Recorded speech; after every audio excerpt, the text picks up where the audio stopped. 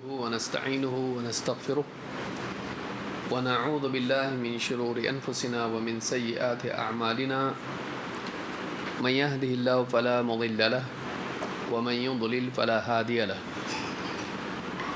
وأشهد أن لا إله إلا الله وحده لا شريك له وأشهد أن محمدا عبده ورسوله أما بعد فإن خير الحديث كتاب الله وخير الهدي هدي محمد صلى الله عليه وعلى آله وسلم وشر الأمور محدثاتها وكل محدثة بدعة وكل بدعة ضلالة وكل ضلالة في النار. قال الله تبارك وتعالى يا أهل الكتاب لا تغلوا في دينكم ولا تقولوا على الله إلا الحق. میرے محترم دینی بھائیوں، نوجوان ساتھیوں اور قابل احترام ماں اور بہنوں، پچھلے درس میں ایک بہت ہی عظیم الشان آیت جس میں اللہ رب العالمین نے اللہ کے بارے میں بغیر علم کے گفتگو کرنے کو شرک کے بھی بات بیان کیا ہے۔ گناہوں کی سنگینی بڑھتے بڑھتے شرک تک جائیں، اور پھر اللہ تعالیٰ نے شرک کے بعد ایک چیز کو بیان کیا جو شرک کی بھی جڑ ہے۔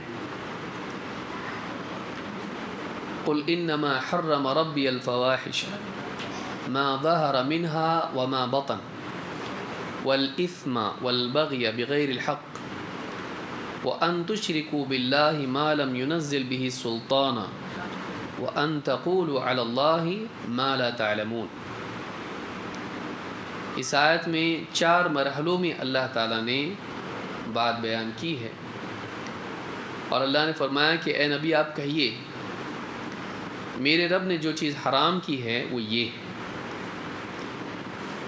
قل انما حرم ربی الفواحش، بے حیائی، زنا، عریانیت، چاہے وہ کھلے ہوں یا چھپے ہوں، ما ظہر منها وما بطن والاثم والبغی بغیر الحق،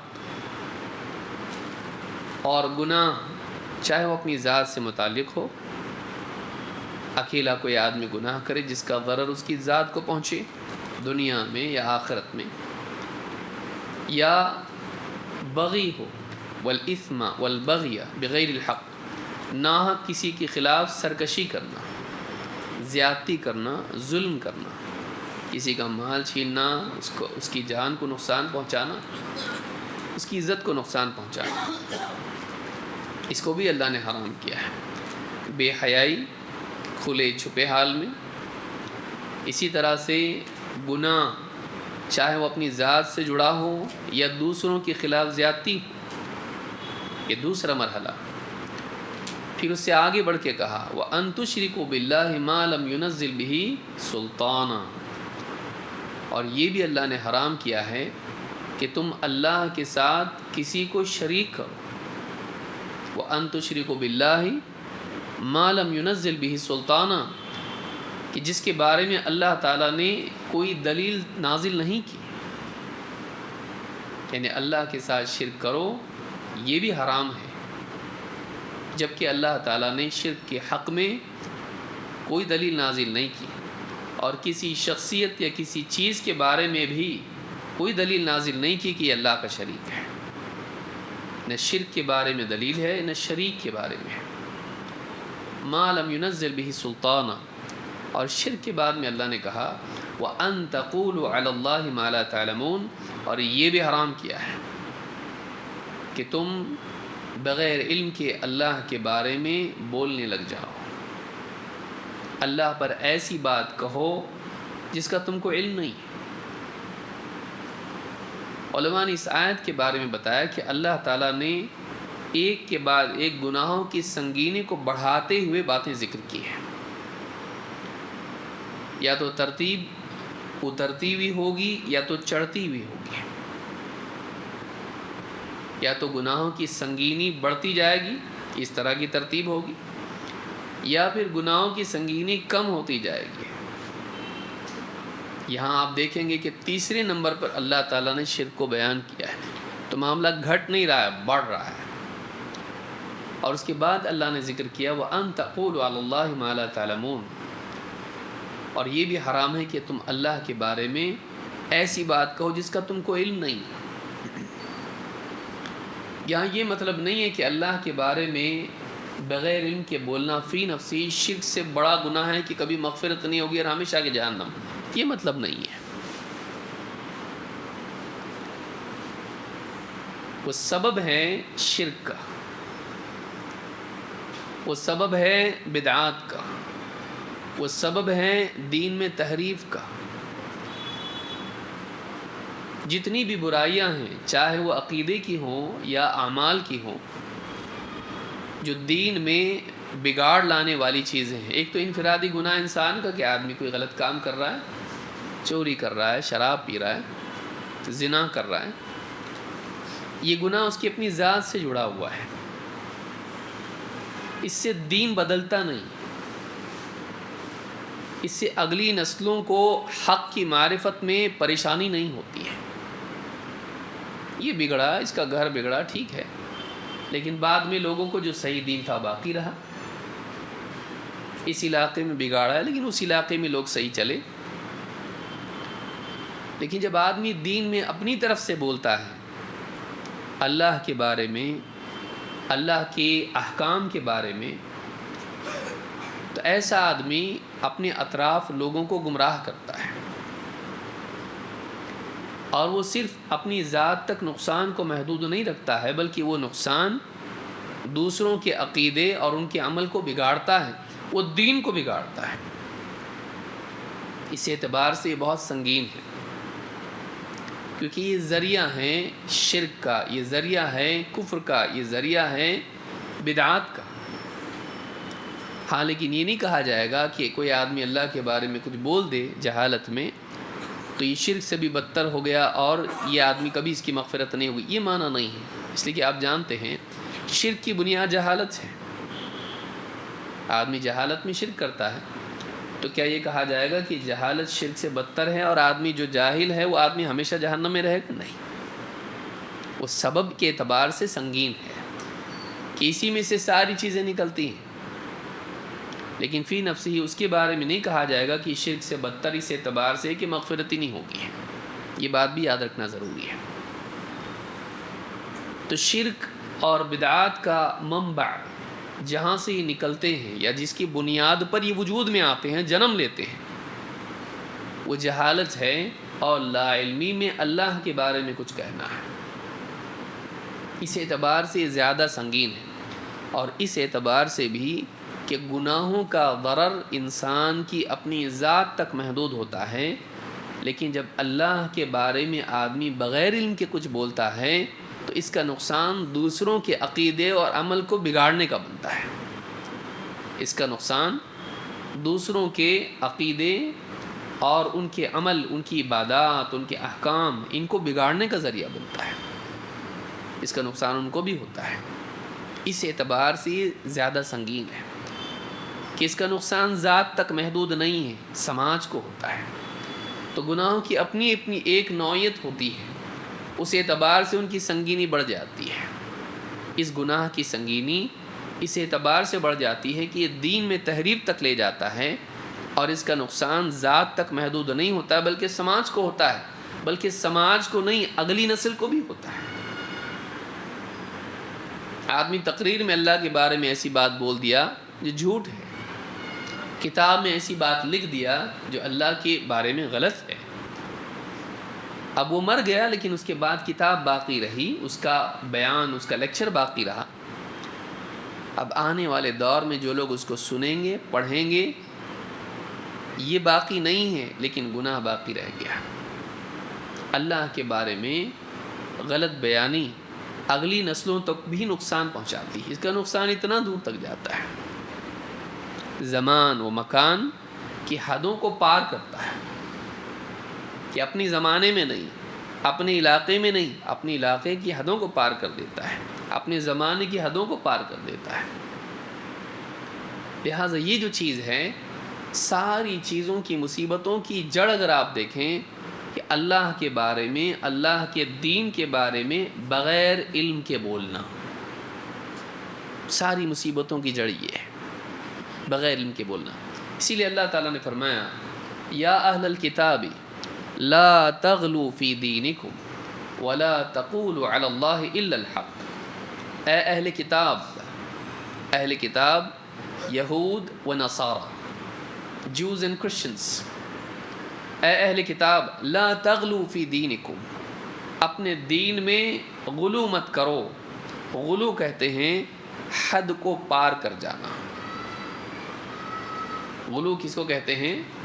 حد پار کر دینا، زیادتی کرنا۔ اپنے دین میں اللہ کے بارے میں زیادتی مت کرو۔ ولا تقولوا علی اللہ الا الحق، اور اللہ کے بارے میں حق بات کے سوا کچھ مت کہو۔ یہاں دو باتیں ہیں، اللہ کے بارے میں بولنا ہی نہیں ہے جب تک کہ وہ بات حق ثابت نہ ہو۔ اگر وہ حق ثابت نہیں ہے تو بولنا نہیں ہے۔ یعنی معلوم یہ ہوا کہ انسان کو اللہ کے بارے میں کلام کرنے سے پہلے دیکھ لینا چاہیے کہ جو وہ بول رہا ہے وہ حق ہے یا نہیں۔ وَلَا تَقُولُوا عَلَى اللَّهِ إِلَّا الْحَقِّ، لا الہ کیا بولتے ہیں ہم لوگ؟ اشہد ان لا الہ الا اللہ، میں گواہی دیتا ہوں کہ اللہ کے سوا کوئی عبادت کے لائق نہیں ہے، سچا معبود نہیں ہے۔ تو اللہ کے سوا کسی اور کی عبادت کرنا ہی نہیں ہے۔ تو ویسے ہی آپ کہا وَلَا تَقُولُوا عَلَى اللَّهِ إِلَّا الْحَقِّ، الا سوائے حق کے اللہ کے بارے میں کچھ مت بولو۔ تو اللہ کے بارے میں بولنے سے منع کر دیا، اور اگر بولنا ہی ہے تو بات کیا ہونی چاہیے؟ حق ہونی چاہیے۔ لیکن سوال یہ پیدا ہوتا ہے کہ حق کیا ہے؟ حق ہے تو کیا ہے؟ حق کے بارے میں اللہ تعالیٰ قرآن کریم میں فرماتا ہے وَالَّذِي أُنزِلَ إِلَيْكَ مِن رَبِّكَ الْحَقُّ، اے نبی آپ کے رب کی طرف سے جو نازل ہوا ہے آپ کی طرف، آپ کے رب کی طرف سے آپ کی طرف جو نازل ہوا ہے وہ حق ہے۔ یعنی وہ علم جو اللہ کی طرف سے آیا ہے وہ علم حق ہے، وہ علم نہیں جو انسان اپنی ذات سے، اپنے گمان سے، اپنے فلسفوں سے ایجاد کرتا ہے۔ اللہ کے بارے میں اپنے گمان کی بنیاد پر ہم نہیں بول سکتے، اور انسان غلطی کرتا ہے اور کرے گا جب آدمی اپنی عقل کو مدار بنا کر اپنے فلسفوں کی بنیاد پر اللہ کے بارے میں بولنا شروع کرے گا، تو ایسی بات تعریف میں کہے گا جو شان میں گستاخی ہوگی، اور ایسی بات کا انکار کرے گا جو حق ہوگی، اور یہ سمجھ رہا ہوگا کہ اللہ کے لائق نہیں ہے یہ۔ جیسے مثال کے طور پر تکبر اچھی چیز ہے، اپنے کو بڑا سمجھنا اچھا ہے، اپنے بارے میں کہنا کہ میں بڑا ہوں اچھا ہے، اور اللہ تعالیٰ نے کیا فرمایا؟ اللہ تعالیٰ کیا ہے؟ المتکبر ہے، بڑائی والا۔ تو بندوں کے لیے ایک چیز صحیح ہے نہیں ہے، لیکن اللہ کے لیے وہ صحیح ہے۔ کیوں؟ اس لیے کہ بندے کی بڑائی نہیں ہے، وہ اس کے گمان میں، حقیقت میں کچھ بھی نہیں ہے۔ وَخُلِقَ الْإِنسَانُ ضَعِيفًا، انسان کمزور پیدا کیا گیا ہے،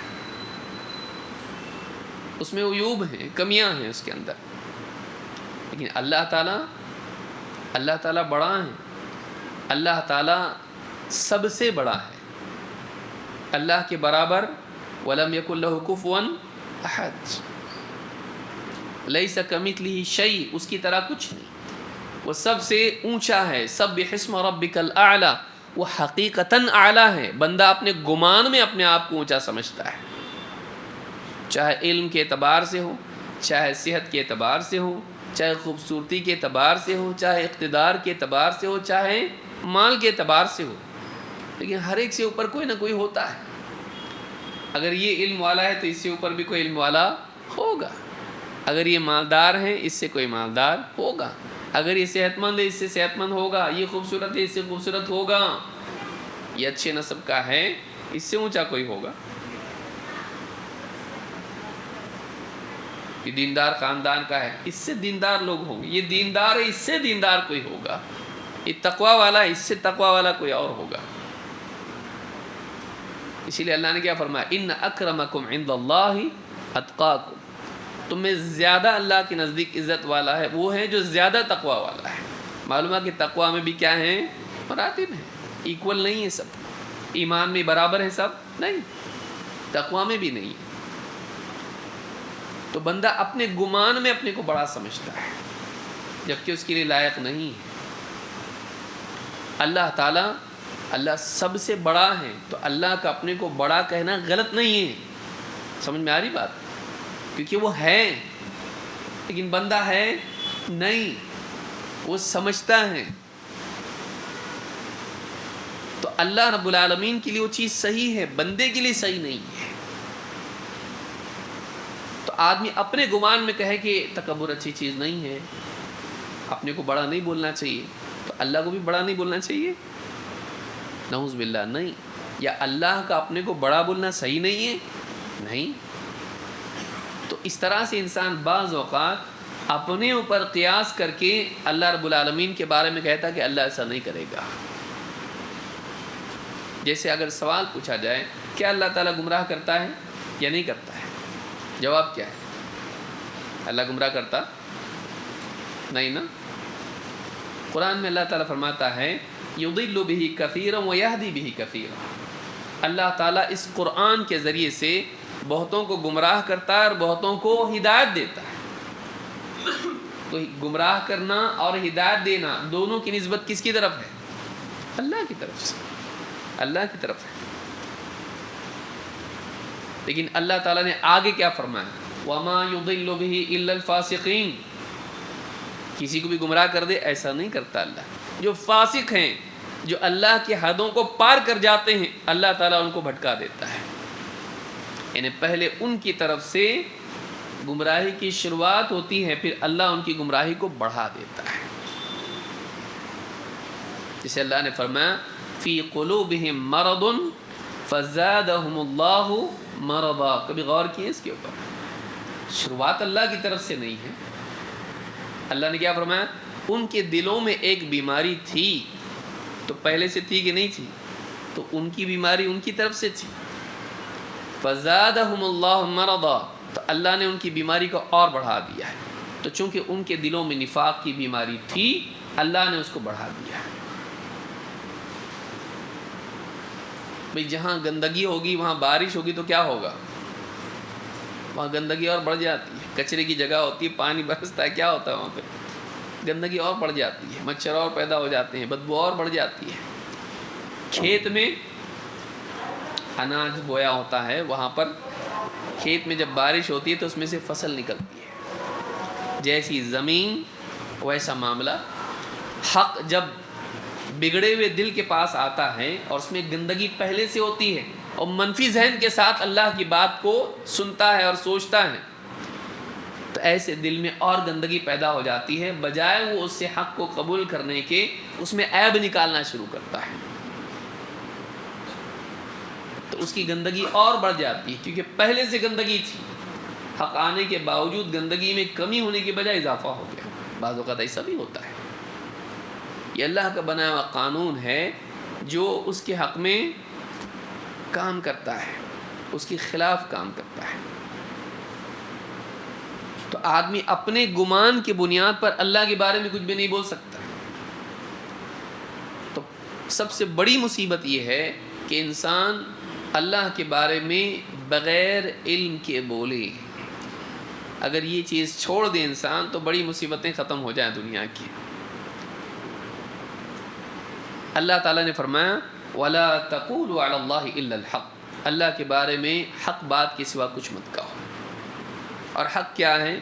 قرآن کریم میں سورہ نساء آیت نمبر 171 میں اللہ نے فرمایا والذی انزل الیک من ربک الحق، اے نبی وہ چیز، وہ علم، وہ بات جو آپ کے رب کی طرف سے نازل ہوئی ہے وہ حق ہے، وہ علم جو اللہ نے اپنے نبی کو دیا، اور وہ بات جو نبی کریم صلی اللہ علیہ وسلم کی زبان مبارک سے نکلی۔ اسی لیے ایک حدیث میں جس کو امام احمد اور ترمذی نے روایت کیا ہے، اللہ کے نبی صلی اللہ علیہ وسلم سے صحابہ نے کہا اللہ کے رسول آپ بھی مذاق کرتے ہیں، آپ بھی ہنسی کی بات کرتے ہیں؟ آپ نے کہا ہاں، لیکن وَإِنِّي لَا أَقُولُ إِلَّا حَقًّا، لیکن میں حق بات کے سوا کبھی کچھ نہیں کہتا، مذاق میں بھی جھوٹ نہیں، مذاق میں بھی غلط بیانی نہیں، میں حق بات کے سوا کچھ نہیں کہتا۔ ایک شخص آ کے اللہ کے رسول مجھ کو سواری کے لیے اونٹ چاہیے، آپ نے کہا ٹھیک ہے جاؤ اس کو اونٹ کا بچہ دے دو۔ کیا کہہ رسول صاحب میں اونٹ کا بچہ لے کے کیا کروں گا، مجھ کو اونٹ چاہیے۔ کیا کیوں اونٹ کا بچہ نہیں ہوتا؟ تو اللہ کے یعنی یہ بات آپ سوچیے، اونٹ کہاں سے، آسمان سے اترتا، ہوا میں سے آتا ہے، زمین سے اگتا ہے، کس کا بچہ ہوتا ہے وہ؟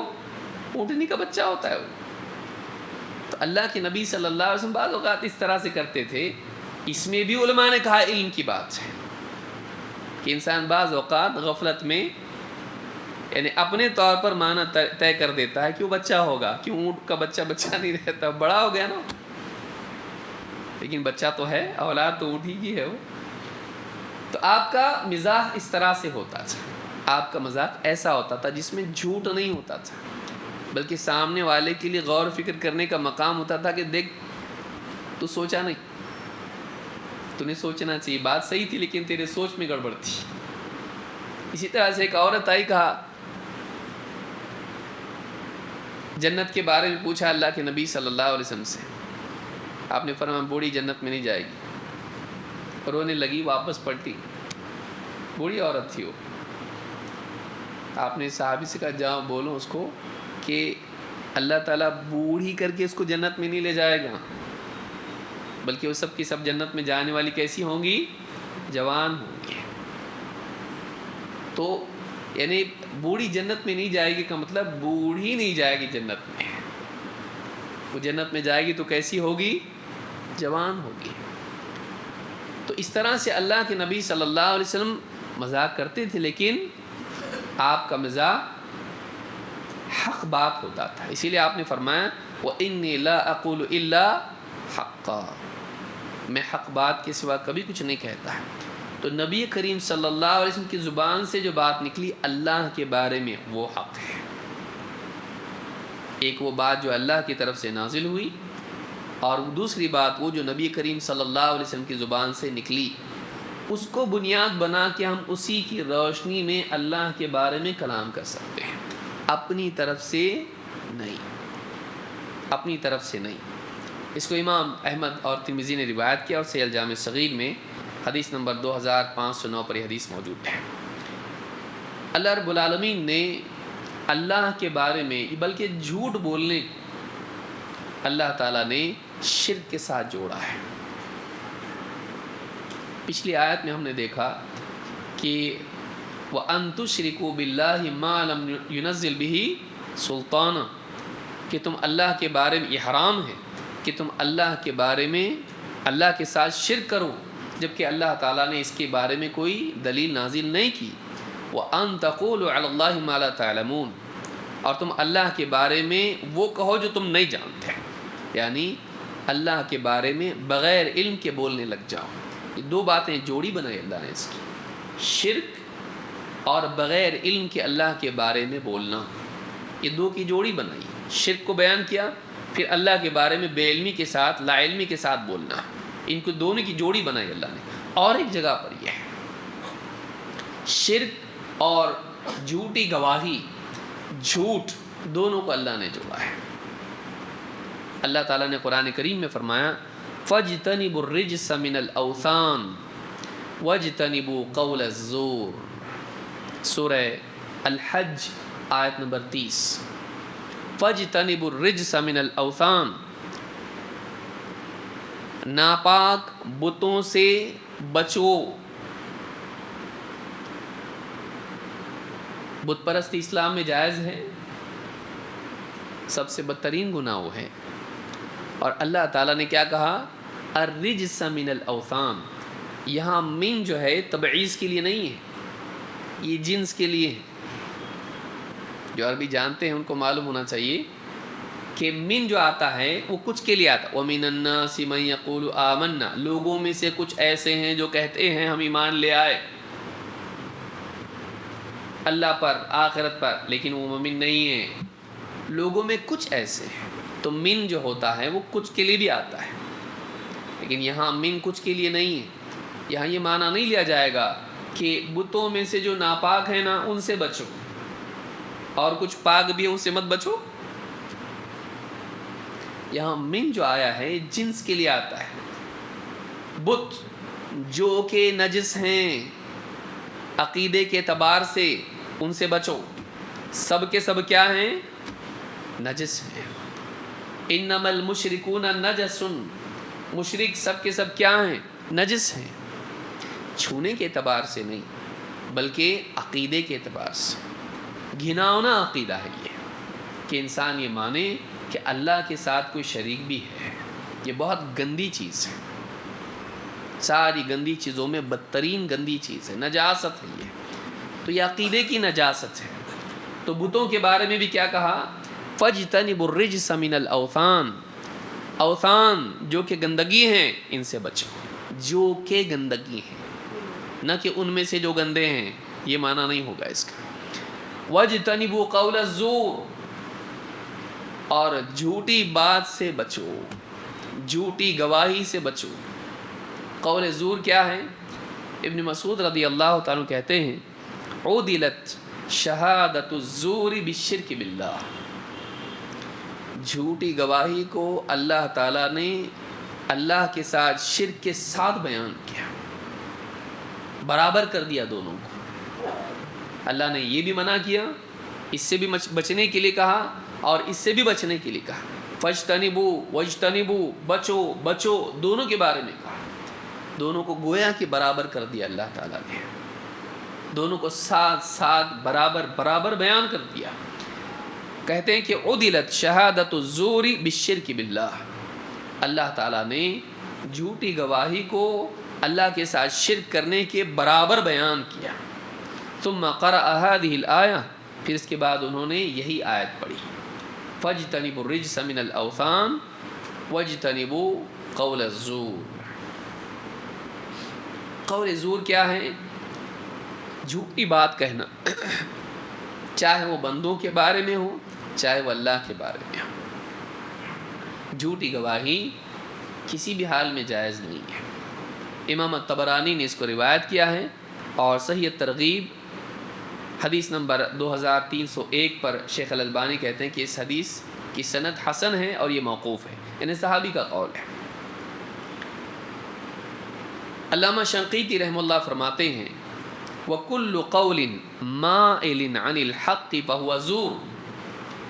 ہر وہ بات جو حق سے منحرف ہو، منحرف مائل ڈیویٹڈ، سیدھا جانے کے بجائے جو ٹیڑھا چلا جائے اس کو کیا کہتے ہیں؟ مائل.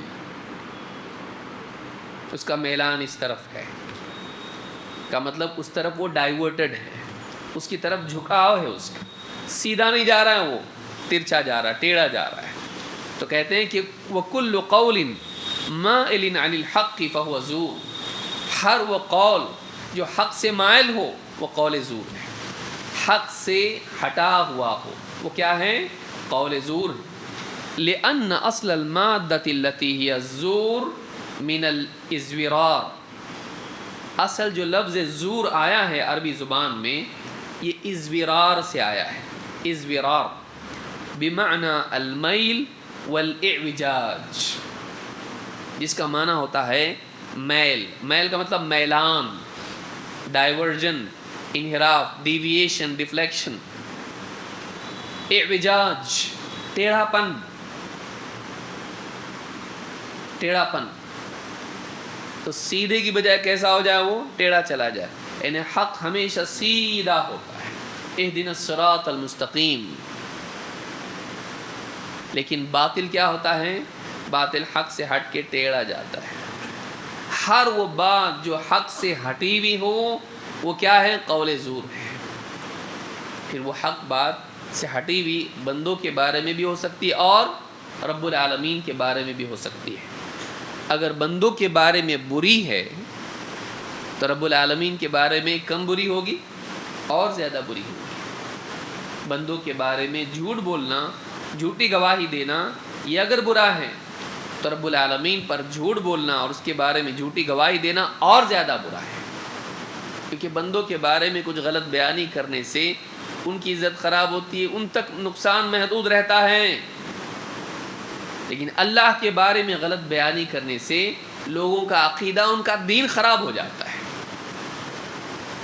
لہٰذا اللہ کے بارے میں غلط بیانی کرنا، جھوٹ بولنا، غلط بات بولنا، چاہے اللہ کی ذات و صفات اور اس کے اسماء کے بارے میں ہو، یا اس کے حقوق کے متعلق ہو، یا پھر اللہ کے دین میں جتنے اعمال ہیں ان کے بارے میں ہو، چاہے اللہ کی کتاب کے بارے میں ہو یا اس کے رسولوں کے بارے میں ہو. یہ جھوٹ بڑا سنگین جھوٹ ہے. اسی لیے آپ دیکھیں گے نبی کریم صلی اللہ علیہ وسلم نے اپنے بارے میں کیا کہا، من کذب علی متعمدا فلیتبوأ مقعدہ من النار. جو مجھ پر جانتے بوجھتے جھوٹ گھڑے وہ اپنا ٹھکانہ جہنم میں بنا لے. من کذب علی متعمدا، جو جانتے بوجھتے مجھ پر جھوٹ گھڑے، جان رہا ہے کہ یہ غلط بات ہے اور پھر بھی نبی کے بارے میں اپنی طرف سے بول رہا ہے، چاہے وہ دین کے معاملے میں ہو، چاہے وہ خواب کے بارے میں ہو.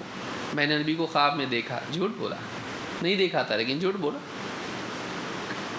یا نبی کے بارے میں بتایا یہ نبی صلی اللہ علیہ وسلم کی جوتیاں ہیں، نعلین آپ کی، یا یہ فلاں چیز ہے آپ کی، جھوٹ، تاکہ لوگ زیارت کے لیے آئیں اور اس کو پیسہ ملے، ٹکٹ کے پیسے ملیں اس کو. نبی پر جھوٹ. نبی صلی اللہ علیہ وسلم سے کسی چیز کا انتساب کرنا جھوٹے طور پر، سب اس میں آتا ہے. اور جس میں من باب اولا آپ کی احادیث میں جھوٹ بولنا آتا ہے، آپ کے اقوال اور افعال کے بارے میں، آپ نے ایسا کہا، آپ نے ایسا کیا. لیکن آپ دیکھیے یہ نبی کے بارے میں کہا گیا ہے، جو مجھ پر جانتے بوجھتے جھوٹ گھڑے وہ اپنا ٹھکانہ جہنم میں بنا لے. اللہ کے بارے میں بولے تو بھائی نبی کے بارے میں بولنا برا ہے. کیوں؟ اس لیے کہ نبی صلی اللہ علیہ وسلم کے بارے میں جھوٹ بولنا یہ دین میں بگاڑ پیدا کرتا ہے، دین میں تحریف کا سبب بنتا ہے. ایک ایسی چیز جو دین نہیں، دین میں آ جاتی ہے. اسی لیے آپ نے فرمایا لیس کذب علی کذب علی احد. مجھ پر جھوٹ بولنا کسی اور پر جھوٹ بولنے کی طرح نہیں ہے. کسی اور پر جھوٹ بولنا دین نہیں بن جاتا، لیکن نبی صلی اللہ علیہ وسلم پر جھوٹ بولنا دین بن جاتا ہے. تو جو مجھ پر جھوٹ بولے وہ اپنا ٹھکانہ کہاں بنائے؟ جہنم میں. من باب اولا اللہ تعالیٰ پر جھوٹ بولنا اس سے زیادہ سنگین ہے، کیونکہ اس کا معاملہ توحید تک بھی پہنچ جاتا ہے کہ اللہ کے بارے میں جھوٹ بولنے کی وجہ سے کئی لوگ شرک میں چلے گئے. لہٰذا اللہ کے بارے میں یہ تیسرا جو قاعدہ ہم دیکھ رہے ہیں بہت اہم ہے کہ اللہ کے اسماء توقیفی ہیں. اپنی طرف سے ہم اللہ کو نام دے سکتے نہیں، اپنی طرف سے اللہ کے بارے میں ہم کچھ بول سکتے نہیں، بول سکتے ہیں. تو اللہ تعالیٰ نے جھوٹی گواہی کو، جھوٹ بولنے کو شرک کے ساتھ جوڑا ہے، شرک کے ساتھ جوڑا. تو اللہ کے بارے میں جھوٹ بولنا بہت سنگین چیز ہے. بندوں کے بارے میں جھوٹ بولنا بہت غلط ہے. نبی صلی اللہ علیہ وسلم نے گناہوں کو بیان کیا اور آپ نے جب کہا وقول الزور تو آپ ٹیک لگا کے بیٹھے تھے، آپ ٹیک چھوڑ کے اٹھ کے بیٹھ گئے. الا وقول الزور، آپ بار بار بولتے رہیں، خبردار جھوٹی گواہی سے بچنا. صحابہ کہتے ہیں آپ اتنی مرتبہ کہنے لگے ہم کو آپ پر رحم آنے لگا کاش کہ آپ چپ ہو جائیں، ہم کو سمجھ میں آ گیا، جھوٹی گواہی نہیں دینا چاہیے۔ جب بندوں کے بارے میں اتنی سنگین ہے تو بندوں کے رب کے بارے میں کتنی سنگین ہوگی کہ اللہ کے بارے میں کچھ بھی بول دے آدمی، نہیں بول سکتا ایسا۔ تو یہ بہت سنگین معاملہ ہے۔ شیخ ابن عثیمین رحمہ اللہ فرماتے ہیں وَلِأَنَّ تَسْمِيَتَهُ تَعَالَى بِمَا لَمْ يُسَمَّى بِهِ نَفْسَهُ، اس لیے کہ اللہ تعالیٰ کو وہ نام دینا جو اللہ تعالیٰ نے اپنے آپ کو نہیں دیا، اپنے لیے جو بیان نہیں کیا، او انکار ما سما به نفسه جنایت فی حقہ تعالی، یا اللہ نے جو نام اپنے آپ کو دیا ہے، اپنے بارے میں جو نام اپنا بیان کیا ہے، اس کا انکار کرنا، یہ اللہ کے حق میں ظلم ہے۔ اللہ کے حق میں جیسے شرک ظلم ہے، ان الشرک لظلم عظیم، یہ جنایہ ہے، جرم ہے، یہ کرائم ہے۔ لیکن یہاں دو باتیں بیان کی ہیں، ایک اللہ کو وہ نام دینا جو اللہ نے نہیں دیا ہے یا رسول نے نہیں دیا، کیونکہ رسول کا علم بھی کہاں سے آیا ہے؟ اللہ کی طرف سے آیا ہے۔ تو گویا کہ رسول بھی جب بولیں اللہ کے بارے میں تو اللہ کی طرف سے آئے ہوئے علم ہی کی بنیاد پر بولتے ہیں۔ وَمَا يَنْطِقُ عَنِ الْهَوَىٰ إِنْ هُوَ إِلَّا وَحْيٌ يُوحَىٰ، یہ ہمارے جو رسول ہیں یہ خواہش کی بنیاد پر نہیں بولتے ہیں، یہ وحی ہوتی جو ان کی طرف القاء کی جاتی ہے۔ رسول کا کلام بھی اللہ کی وحی پر مبنی ہے۔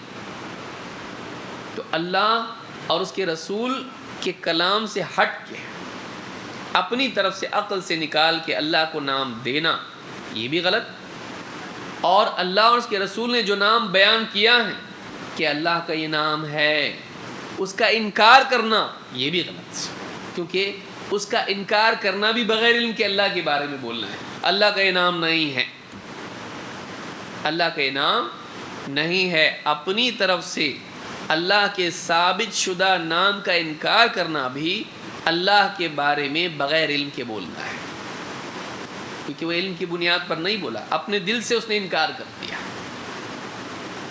اور علم کی بنیاد پر نہیں بولا، اپنے دل سے اللہ کو نام دیا۔ جرم کتنے ہوئے؟ دو۔ بغیر علم کے اللہ کے بارے میں بولنے میں دونوں جرم آتے ہیں، ایک اقرار یا اثبات اور دوسرے انکار یا نفی، دونوں غلط، اور آدمی دونوں غلطیاں کرتا ہے، اور ماضی میں فرقوں نے غلطیاں کی۔ جہمیہ نے اللہ کے اسماء کا انکار کر دیا، جہمیہ ایک فرقہ گزرا ہے، اور علماء کا اتفاق ہے جہمیہ کے کفر پر۔ کہاں چلے گئے دیکھیے، اللہ کے اسماء ہی کا انکار کر دیا، نہیں، اللہ کے ناموں کا انکار۔ اسلام کے اور ایسے باطل عقائد ان کے تھے، علماء نے بالاتفاق وہ اسلام سے خارج۔ امام البخاری رحمہ اللہ فرماتے ہیں میں کسی جہمی کے پیچھے نماز پڑھوں یا کسی یہودی یا نصرانی کے پیچھے کیا فرق ہے؟ مطلب ان کی صف میں ان کو شامل کر دیا۔ جہمیہ بدترین، اللہ کے باب میں بولنے والے بدترین لوگ۔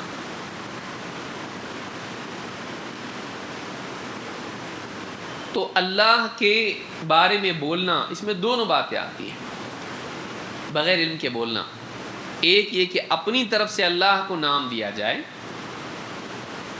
اور دوسرے یہ کہ اللہ کا ثابت شدہ نام اس کا انکار کیا جائے جو کتاب و سنت میں موجود ہیں۔ آدمی کہے نہیں ہم نہیں مانتے اس، یہ بھی کیا ہے؟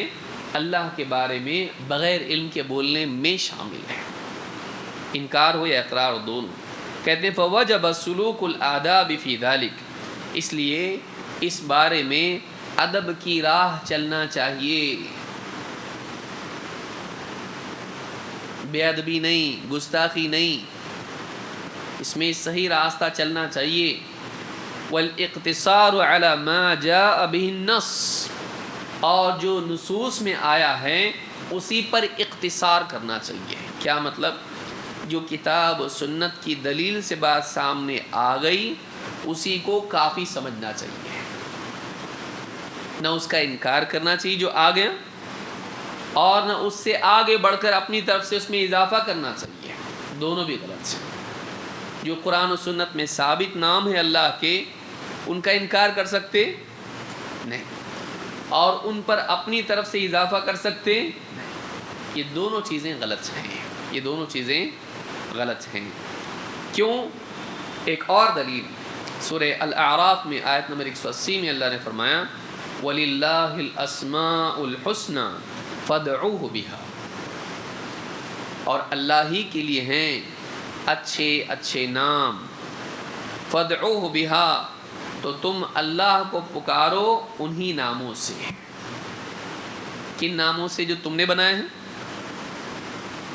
یا جو اللہ کے ہیں؟ اللہ کے ہیں یا ابھی بنانے ہیں؟ آپ دیکھیے آیت کیا بتا رہی ہے، وَلِلَّهِ الْأَسْمَاءُ الْحُسْنَى، اللہ ہی کے لیے ہیں اچھے اچھے نام، ہیں کہ بنانے ابھی؟ ہاں ہیں، بنانے کی ضرورت نہیں، وہ ہم کو کام اللہ نے نہیں دیا۔ اور جو نام اللہ کے ہیں، تم اللہ تعالیٰ کو کن ناموں سے پکارو؟ تمہارے بنائے ہوئے کن ناموں سے پکارو؟ انہی ناموں سے جو اللہ کے، چاہے بطور دعا ہو یا بطور ثنا ہو، تعریف کے طور پر ہو یا اللہ تعالیٰ سے کچھ مانگنے کے اعتبار سے، تو دونوں اعتبار سے اللہ تعالیٰ کے انہی ناموں سے پکارو جو اللہ کے لیے ہیں۔ تو اس سے معلوم ہوتا ہے کہ ہم اپنی طرف سے اللہ کو نام دے سکتے نہیں۔ یہ غلطی بہت سارے لوگوں نے موجودہ دور میں اسلام کی دعوت کی آڑ میں یا اسلام کی دعوت کی بنیاد پر کی۔ جذبہ اچھا ہے، نیت اچھی ہے، لوگ اسلام میں آ جائیں، لیکن مقاصد اچھے ہوں تو ساتھ ہی وسائل بھی اچھے ہونے چاہیے۔ مقصد بہت اچھا، مقصد تک پہنچنے کے لیے راستہ بھی صحیح ہونا چاہیے۔ موٹی مثال سے آپ کو سمجھ میں آئے گا، غریبوں کی مدد کرنا اچھا ہے کہ نہیں؟ ہے نا؟ اب اگر کوئی آدمی امیروں سے چوری کر کے غریبوں کو کھلائے تو ہاں چلے گا؟ امیروں کے پاس تو ہے نا، غریبوں کے پاس نہیں ہے۔ تو رابن ہوڈ اگر بن گیا تو؟ میں روز ٹرین میں جاتا ہوں، لوکل میں سفر کرتا ہوں، اور جو بھی مالدار دکھتے ہیں ان کی جیب کترتا ہوں، اترنے کے بعد جو فٹ پاتھ پہ غریب لوگ ہوتے ہیں ان کو کھلاتا ہوں۔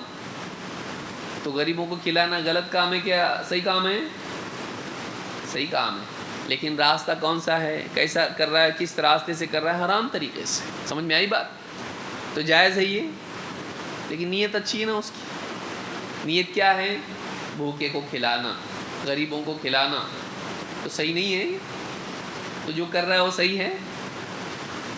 غریبوں کو کھلا رہا صحیح نہیں کھلا رہا؟ ہو کھلا رہا صحیح کر رہا نا؟ جو کھلا رہا وہ صحیح ہے کیا؟ نہیں، حرام کھلا رہا ہے، چوری کر کے کھلا رہا ہے وہ۔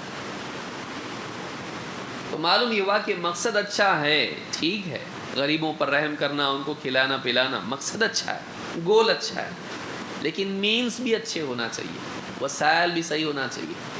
مقصد کیا ہے؟ اللہ راضی ہو جائے، مقصد اچھا ہے، لیکن بدعت آدمی کر رہا ہے،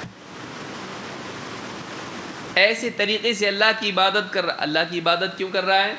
اللہ کو خوش کرنے کے لیے، اللہ سے قریب ہونے کے لیے، لیکن اللہ کی عبادت کا مقصد اچھا ہے، وہ مقصد اچھا ہے کہ اللہ کی عبادت کرنا ہے، اللہ سے قریب ہونا ہے، لیکن جس طریقے سے اللہ کی عبادت کر رہا ہے وہ شرکیہ ہیں۔ ما نعبدهم الا ليقربونا الى الله زلفى، مشرکین کیا کہتے تھے؟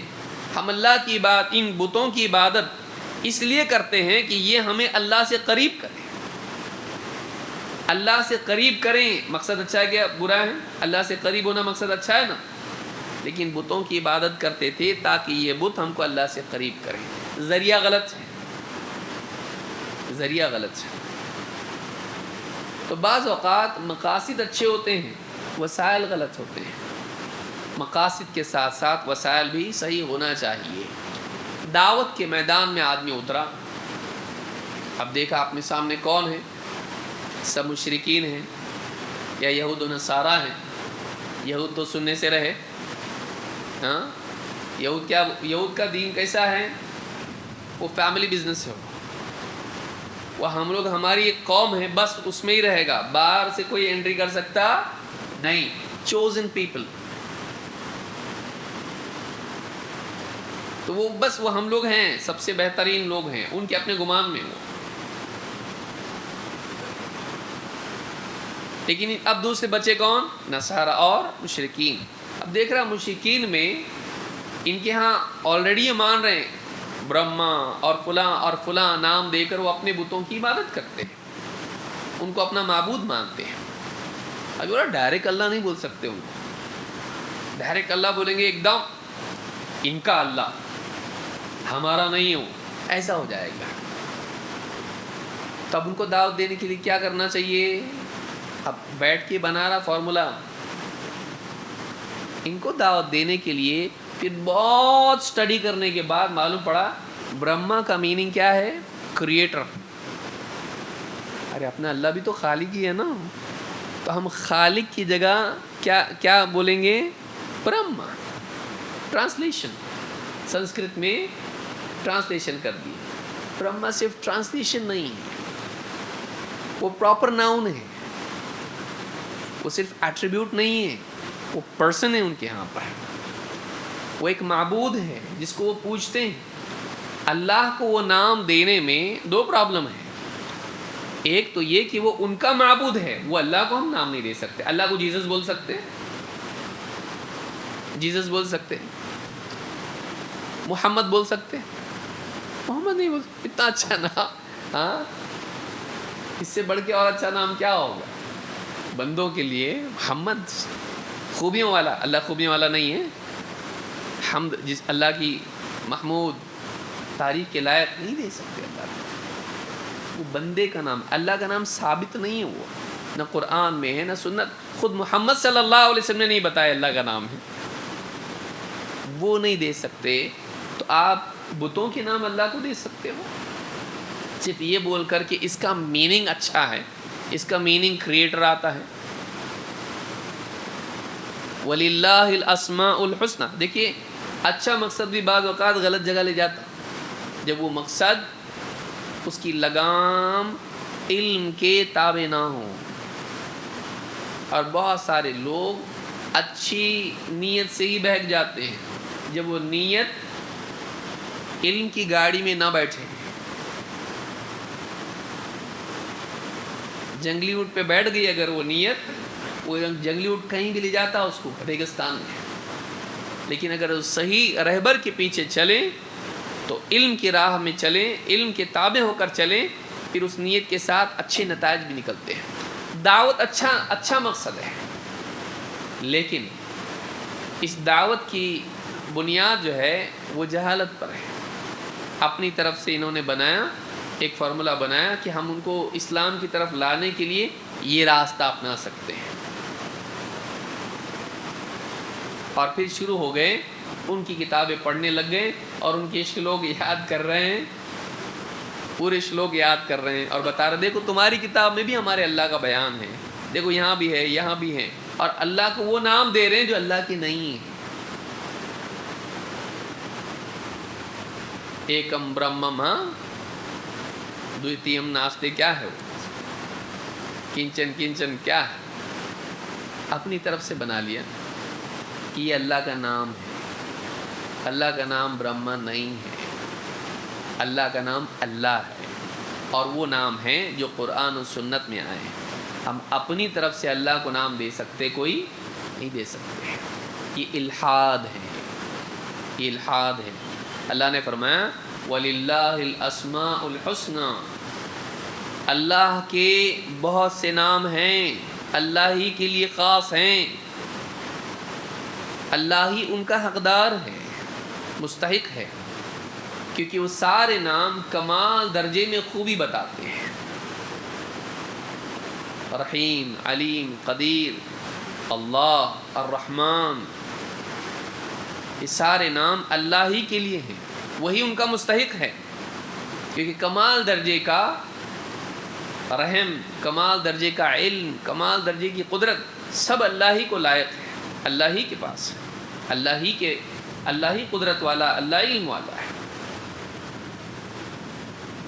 بندہ اگر علیم کہلائے بھی تو وہ جزئی طور پر ہوتا ہے، علم اس کا کیسا ہے؟ اللہ کا دیا ہوا، اللہ کے دیے ہوئے وسائل سے حاصل کیا ہوا، ورنہ بائی ڈیفالٹ وہ کیسا پیدا ہوا تھا؟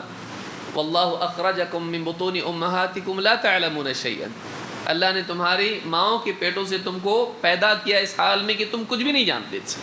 پھر جو اس کا علم آیا وہ ایکوائرڈ نالج ہے، اللہ کا ایسا نہیں ہے پہلے نہیں جانتا تھا پھر جانا، ایسا نہیں ہے، ایسا کبھی نہیں تھا کہ اللہ کو معلوم نہیں تھا۔ ایسا علم کسی کے پاس ہے؟ ایسا علم کوئی ہے؟ نہیں، پہلے نہیں معلوم تھا، پھر سیکھا، پھر معلوم پڑا، کسی نے بتایا معلوم پڑا، پڑھا معلوم پڑا، تجربے سے معلوم پڑا۔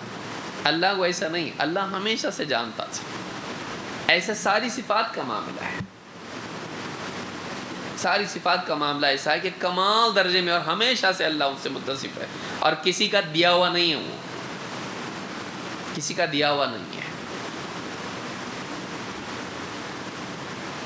تو اب اللہ کو کوئی اور نام اپنی طرف سے دے سکتے نہیں۔ یہ کیوں میں جتا کے بول رہا ہوں اتنا؟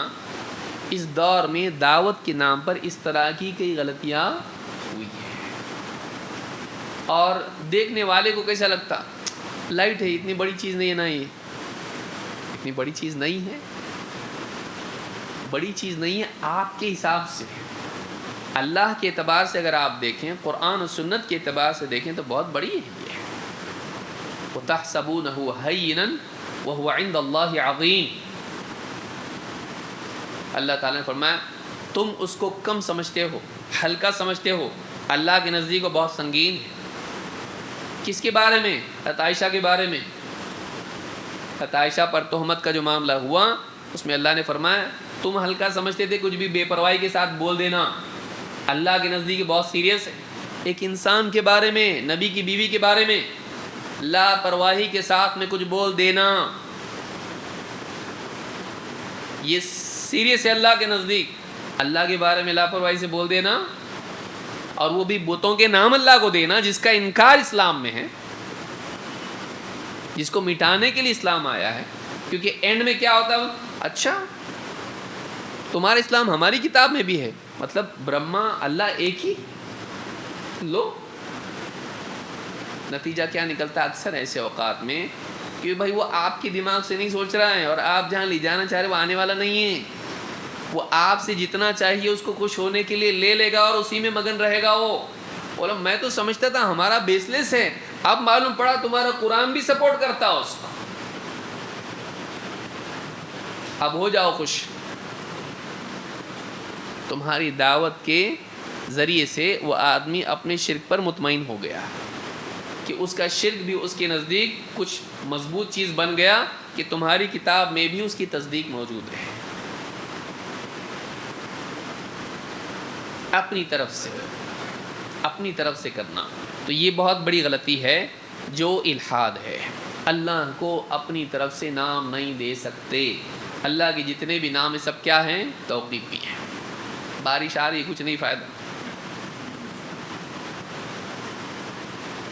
کتنا بھی بولیں میں تو ہاں ہم لوگ جاری رکھ سکتے ہیں اس کو، کوئی مسئلہ نہیں، اور رکنے کا نام تو نہیں دے رہی۔ اللہم صیبا نافعا۔ وَلِلَّهِ الْأَسْمَاءُ الْحُسْنَى، اس سے بعض لوگ سوچیں نا رکتے کہ نہیں ہے، میں اس لیے رکنا، بارش نہیں رک رہی، کیا کروں میں یہاں بیٹھ کے کریں گے کیا ہم لوگ؟ میں بولتا ہوں آپ لوگ سنیے۔ وَلِلَّهِ الْأَسْمَاءُ الْحُسْنَى فَادْعُوهُ بِهَا، فَادْعُوهُ بِهَا، بِہا میں ضمیر کس کی طرف ہے؟ وہ نام جو اللہ کے ہیں، وہ نام نہیں جو تم بناؤ، آلریڈی ہیں، ان ناموں سے اس کو پکارو۔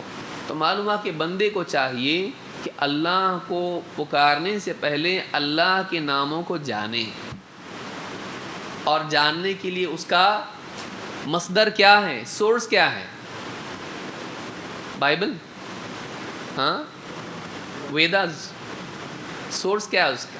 کتاب و سنت سے، کیونکہ اللہ نے کیا فرمایا، وَلَا تَقُولُ عَلَى اللَّهِ إِلَّا الْحَقِّ، اللہ کے بارے میں حق بات کے سوا کچھ مت کہو، نہ اللہ کی ذات سے متعلق، نہ صفات سے متعلق، نہ اسماء سے متعلق، نہ احکام سے متعلق، حق بات کے سوا کچھ نہیں۔ تو یہ بہت اہم آیت ہے جس کو یاد رکھنا ضروری ہے۔ اب دیکھیے یہ چیز وہاں دعوت کے میدان میں تو آئی، ماڈرن انٹرنیشنل،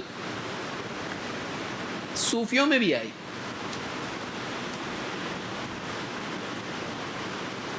صوفی بھی کس تک پہنچنا چاہتے ہیں؟ تو نمبر 1 پہ ہو لوگ، ہاں ہم کو کچھ نہیں چاہیے، جنت بھی نہیں چاہیے، ہم کو اللہ چاہیے۔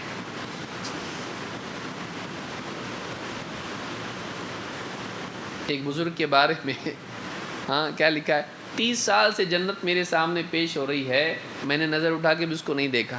ہم تو جنت والے کو چاہتے ہیں، ٹھیک ہے، اللہ کو چاہنا بڑی بات ہے، لیکن جنت نہیں چاہتے، نبی سے بھی زیادہ بڑھ گئے۔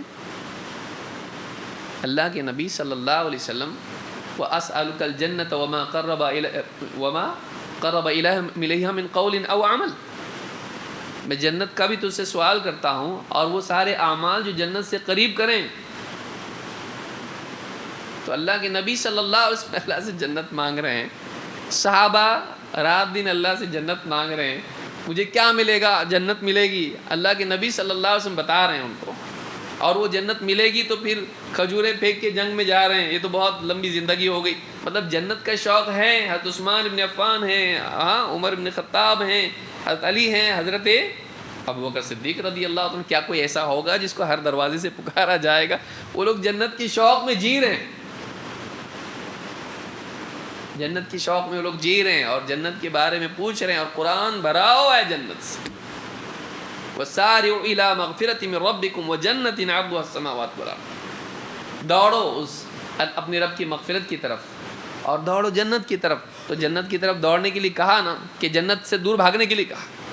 ہم کو جنت کی طرف نہیں جانا ہے، ہم کو کس کی طرف جانا ہے؟ اللہ کی طرف جانا ہے۔ کوئی بات ہے یہ؟ اللہ کا دیدار کہاں ہوگا؟ جنت میں۔ بلکہ بعض جاہلوں نے شعر شاعری ایسی ہے،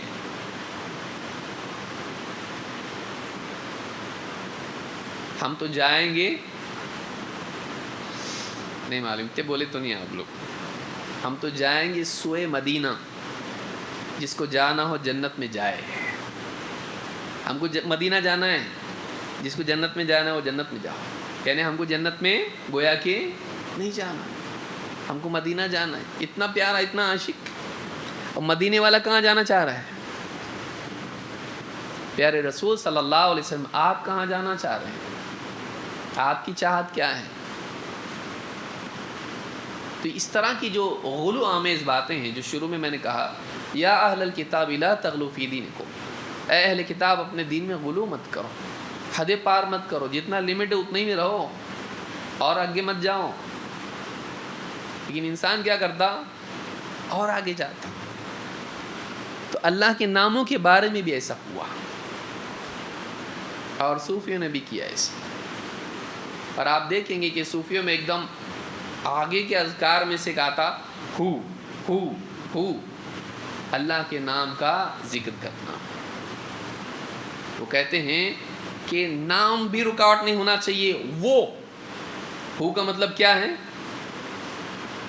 ہو پروناؤن ہے، پرسنل پروناؤن۔ ہو کا مطلب ہوتا ہے وہ۔ قل هو اللہ احد، کہو وہ اللہ ہے، ایک ہے، یکتا۔ تو ہو جو ہے وہ عربی میں کس کے لیے آتا ہے لفظ؟ وہ۔ کہ نام کی رکاوٹ بھی نہیں، وہ۔ تو ذکر کس کا کیا؟ آپ سنے نہیں کسی کو صوفی کو؟ حق ہو یا ہو، اس طرح کا جو ذکر ہے صوفی میں مانا جاتا ہے۔ تو وہ ہو بھی اللہ کے لیے مانتے ہیں۔ اللہ کا نام ہو ہے، ہو ناموں میں سے نہیں اللہ تعالیٰ کی، کیونکہ اللہ کے جتنے اسماء ہیں اس میں کیا ہے؟ وَلِلَّهِ الْأَسْمَاءُ الْحُسْنَى۔ ہو میں کیا حسن ہے؟ سمجھ میں آیا؟ اس کے اچھے معنی ہونا چاہیے. وہ اچھا بھی ہو سکتا ہے, برا بھی ہو سکتا ہے, وہ کسی کے لیے بھی استعمال ہو سکتا ہے اور اس کا برا معنی بھی ہو سکتا ہے. سے اللہ تعالیٰ نے یعنی حیض کے بارے میں کیا ہوا اور ہیا کا جو لفظ ہے کئی چیزوں میں آتا ہے. تو ہوا برائی کے لیے بھی استعمال ہو سکتا ہے اور بھلائی کے لیے بھی استعمال ہو سکتا ہے, اس میں فی نفسی ہی کوئی حسن کی بات نہیں ہے. تو ہو اللہ کے ناموں میں سے نہیں, بلکہ بعض لوگ اتنے آگے گزر گئے کہ ضیاء القلوب حاجی امداد اللہ مہاجر مکی اپنی کتاب ضیاء القلوب میں لکھتے ہیں, صفحہ نمبر 32 پر لکھتے ہیں کہ اس کے بعد اس کو, کس کو, ذکر کرنے والے کو, بندے کو, سالک کو, مرید کو, اس کے بعد اس کو ہو کے ذکر میں اس قدر منہمک ہو جانا چاہیے کہ خود مذکور ہو جائے. مذکور جس کا ذکر کیا جا رہا ہے, کس کا؟ ہاں, تو ذکر کرنے والے کو ہو اس طرح سے بولتے بولتے بولتے اس میں اتنا منہمک ہونا, کھو جانا, ہو کے ذکر میں اتنا زیادہ وہ کھو جائے کہ خود مذکور ہو جائے, یعنی خود کیا ہو جائے, وہ ہو جائے جس کا وہ ذکر کر رہا ہے. کیونکہ صوفیہ کی ایک آئیڈیالوجی ہے, ان کی اپنی بنائی ہوئی, وہی اپنی کتاب میں لکھتے ہیں صفحہ نمبر 57 پر, کہتے ہیں بعض لوگ ذات باری کو صاف اور روشن پانی کا دریا تصور کرتے ہیں اور اپنے کو اس دریا کا قطرہ خیال کرتے ہیں اور اس میں مستغرق ہو جاتے ہیں. اردو اچھی رہی تو بہت اچھا لگتا نا, چاہے بات کتنی غلط کیوں نہ ہو. ہاں, اور پبلک تو اپنی ایسی ہے کہ آدمی ممبر پر کھڑے ہو کے اگر شعر بھی بولے تو آیت بول رہے, سبحان اللہ.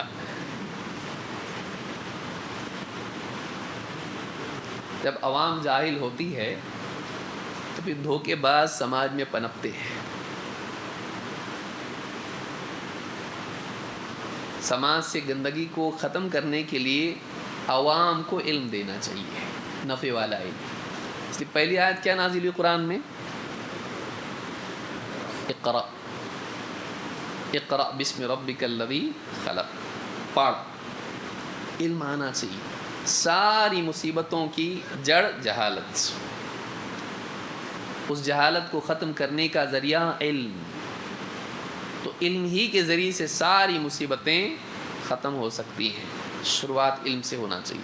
آپ دیکھیے عرب میں کتنی ساری برائیاں ہیں, شرک ہے, قتل ہے, جوا ہے, زنا ہے, چوری ہے, لوٹ مار ہے, بچیوں کا دفن کرنا ہے, ہر قسم کی گندگی وہاں پر ہے. لیکن پہلا لفظ کیا آ رہا ہے؟ اقرأ, پڑھ. کیا پڑھ؟ وہ پڑھ جو اللہ کی طرف سے علم آیا ہے, اللہ والا علم پڑھ, قرآن, وحی. ہم اس کو میتھس اور فزکس میں لگا رہے ہیں, اسکول میں لکھا ہوتا ہے اقرأ. یہ وہ علم جو اللہ کی طرف سے آیا ہے وہ پڑھ. یہ سارے مسائل کا حل ہے. عوام کے پاس علم ہونا چاہیے.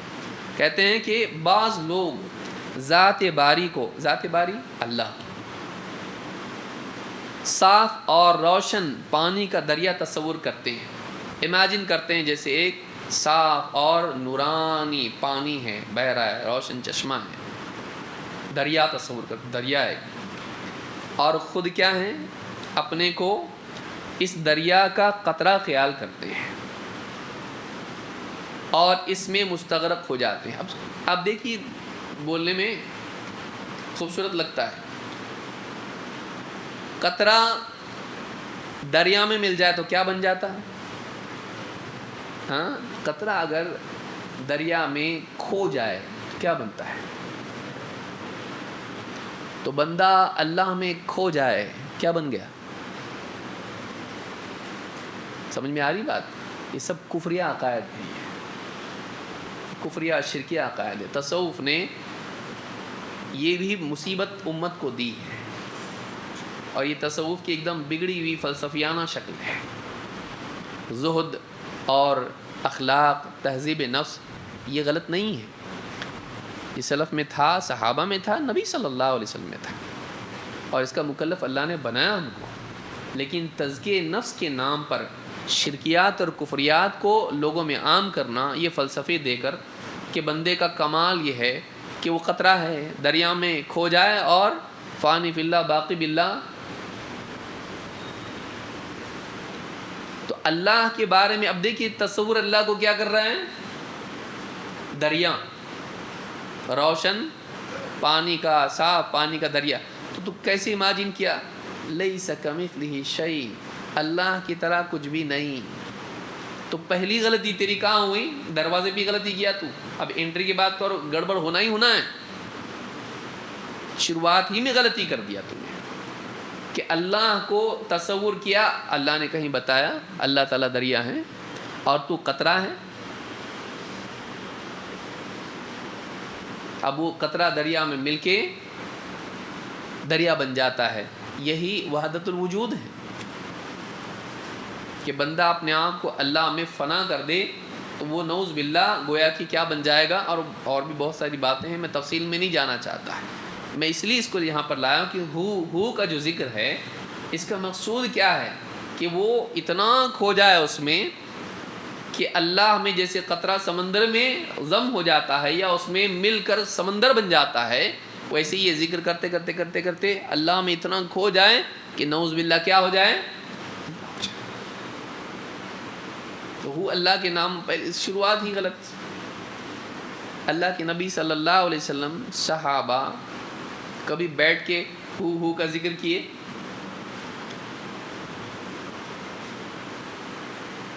جیسے آدمی نصوص کو چھوڑتا ہے مصیبت شروع ہوتی ہے۔ تو یہ بھی اللہ کے ناموں میں سے نہیں ہے، ہو کا ذکر کرنا ثابت نہیں ہے، اور یہ اللہ کو اپنی طرف سے نام دینا یہ مشرکین کا طریقہ ہے۔ کس کا طریقہ ہے؟ مشرکین کا۔ اسی لیے آپ دیکھیں کہ اللہ تعالیٰ نے یوسف علیہ السلام کا جب ذکر کیا تو یوسف علیہ السلام نے کیا کہا، یا صاحبی السجن ارباب متفرقون خیر ام اللہ الواحد القہار، اے جیل کے ساتھیوں کیا کئی الگ الگ رب اچھے ہیں یا ایک اللہ اچھا ہے جو قہار ہے، سب پر غالب ہے۔ ما تعبدون من دونہ، اور اللہ کے سوا جن کو تم پوجتے ہو، الا اسماء سمیتموها انتم وآباؤکم، اللہ کے سوا جن کو تم پوجتے ہو وہ تو بس نام ہیں جو تم نے اور تمہارے باپ دادا نے گھڑ دیے ہیں۔ جن کو تم پوجتے ہو کیا ہیں وہ تمہارے دیے ہوئے نام ہیں، لات، منات، عزا، تم نے اپنے طور پر ہی گھڑ لیے ہیں۔ ما انزل اللہ بہا من سلطان، اللہ تعالیٰ نے اس کے لیے اپنی طرف سے کوئی دلیل نازل نہیں کی ہے۔ تو اپنی طرف سے نام دے دینا معبودوں کو، یہ بتوں مشرکین کا طریقہ ہے، جو چاہے نام دے دیتے، اچھے سے اچھا نام دیتے ہیں۔ اللہ کو ایسا نہیں کر سکتے، اللہ نے وہ کام آپ کے سپرد کیا ہی نہیں۔ اللہ تعالیٰ نے خود اپنے نام بتایا کہ یہ اللہ کے نام ہیں، ہم کو اسی پر اکتفا کرنا چاہیے، اپنی طرف سے ہم اللہ کو نام دے سکتے نہیں دے سکتے۔ مثال کے طور پر آخری بات کہہ کے بات ختم کر رہا ہوں، شیخ الالبانی رحمہ اللہ فرماتے ہیں اننا قد نقول بالنسبة لرب العالمین انہ سخی، اللہ رب العالمین کے بارے میں ہم اللہ کی نسبت سے کہتے ہیں کہ وہ سخی ہے، لیکن لا نسمیہ، لیکن اللہ کو ہم سخی نام نہیں دیتے ہیں، اللہ کو ہم سخی نام نہیں دیتے ہیں، لأنه ليس من اسمائه السخی وانما هو الکریم، اس لیے کہ اللہ کے ناموں میں کہیں بھی نہیں آیا ہے کہ وہ سخی ہے، قرآن میں سنت میں کہیں نہیں آیا کہ وہ سخی ہے۔ اللہ کے ناموں میں اللہ نے کیا نام بیان کیا ہے؟ کریم، حالانکہ کریم اور سخی دونوں کا معنی ایک اعتبار سے یہ سیم ہوتا ہے۔ کریم اور سخی کیا ہے؟ سخاوت والا، کریم بھی اسی کو بولتے ہیں، سخی بھی اسی کو بولتے ہیں۔ لیکن جب اللہ کو ہم نام دیں گے تو نام ہم کریم ہی دیں گے، سخی نہیں، چاہے سخی کا میننگ کریم ہی ہوتا اور کریم کا میننگ سخی ہوتا ہو۔ بھائی حسن کا معنی کیا ہے عربی زبان میں؟ اچھا، خوبصورت، خوبصورت۔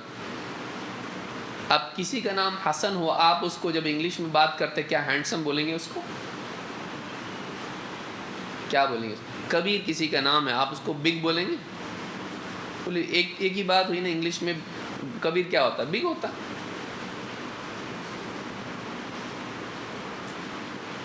تو اس طرح سے آپ ایک زبان سے دوسری زبان میں جا رہے ہیں تو آپ یہ نہیں کر سکتے، نام وہی رہے گا اللہ کا، اس کا معنی آپ بیان کر سکتے ہو، اور اللہ کے بارے میں بطور وصف آپ بیان کر سکتے ہو کہ اللہ سخی ہے، کریم ہے، اس میں حرج نہیں۔ اللہ کو نام وہ نہیں دے سکتے، سمجھ میں آ رہی بات؟ کیونکہ میننگ کے اعتبار سے آپ ایک زبان سے دوسری زبان میں جب بات کریں گے تو اللہ کے اوصاف کا ٹرانسلیشن آپ کو کرنا پڑے گا، اور اس کے لیے آپ کو جتنے الفاظ آپ کے پاس اویلیبل ہے آپ اس کے لیے بیان کر سکتے ہو سمجھانے کے لیے۔ اللہ ایک ہے جب ہم کہتے ہیں تو ایک لفظ عربی میں تو نہیں ہے نا، واحد اس کے لیے لفظ ہے، ہم اللہ الواحد القہار، تو واحد کی بجائے ہم کیا بول رہے ہیں؟ اللہ کتنے ہیں؟ ایک ہے، وہ ترجمہ ہوا اس کا، اس کے لیے ٹرانسلیشن کے لیے لفظ استعمال کر سکتے جب وصف اللہ کا بیان کر رہے ہیں، ایٹریبیوٹ، لیکن نام جب اللہ کا بیان کر رہے ہیں ہم اللہ کا، اللہ کو نام وہی دیں گے جو اللہ کا ہے، چاہے کسی بھی زبان میں ہو۔ سمجھ میں آ رہی بات؟ آپ کسی بھی ملک میں جائیں، چائنا میں جائیں یا امریکہ میں جائیں، آپ کا نام زبان کے حساب سے بدلتا، چین میں جائیں گے آپ اس میں چاؤ میاؤ بولیں گے اپنے آپ کو، ان کی زبان میں آپ بولیں گے اپنا نام ہی چینج کر دیا آپ نے، آپ اپنا ٹرانسلیشن بولتے ہیں وہاں پہ کیا بولتے ہیں اپنا انٹروڈکشن کراتے وقت، چین میں بھی آپ وہی بولو گے، احمد میرا نام ہے، اور دوسرے ملک میں جاؤ گے آپ، افریقہ میں جاؤ گے کیا کرو گے آپ؟ اس کو کچھ اور بنا دو گے؟ نہیں، آپ کا نام سیم رہتا ہے، چاہے لینگویجز چینج ہو جائیں۔ سمجھ میں آ رہی بات؟ تو نام سیم رہے گا، بطور وصف آپ زبان میں الگ بتا سکتے ہو، لیکن بطور نام، بطور تسمیہ وہی ہوگا جو اللہ نے بیان کیا ہے۔ اسی لیے سخی اور کریم دونوں ایک ہی معنی ہیں، لیکن شیخ البانی کہہ رہے ہیں کہ ہم اللہ کو کریم نام دیں گے، اللہ کا نام بتائیں گے تو کریم بولیں گے، ہاں بطور وصف بتاتے کہ اللہ سخی ہے، اللہ کے پاس کوئی کمی نہیں ہے، بہت عطا کرنے والا ہے۔ وَعَلَى هَذَا نَلْتَزِمُ الْوَقْفَ فِي أَسْمَائِهِ تَبَارَكَ وَتَعَالَى، کہتے ہیں اسی طرح سے ہم اللہ کے اسماء کے بارے میں توقف کرتے ہیں، جتنا آیا ہے، جتنا بتایا گیا ہے اسی کو کافی سمجھتے ہوئے اس پہ رک جاتے ہیں، آگے حد پار نہیں کرتے ہیں۔ تو یہ بات شیخ الالبانی نے یہ بات کہی، موسوعۃ الالبانی فی العقیدہ میں یہ بات آپ کو ملے گی، جلد نمبر 6 صفحہ نمبر 185 پر۔ تو یہ کئی باتیں ہیں جو اللہ کے اسماء سے متعلق تھیں، ہم نے دیکھی۔ انشاءاللہ ہم آنے والے درس میں اگلا قاعدہ اس باب کا دیکھیں گے۔ اللہ رب العالمین ہم سب کو گمراہیوں سے بچائے، صحیح عقائد کا اہتمام کرنے کی توفیق عطا فرمائے، اور کتاب و سنت اور سلف کے منہج کے مطابق اس کی پابندی کرتے ہوئے دین کو سمجھنے کی توفیق عطا فرمائے۔ اقول ھذا واستغفر اللہ لی ولکم۔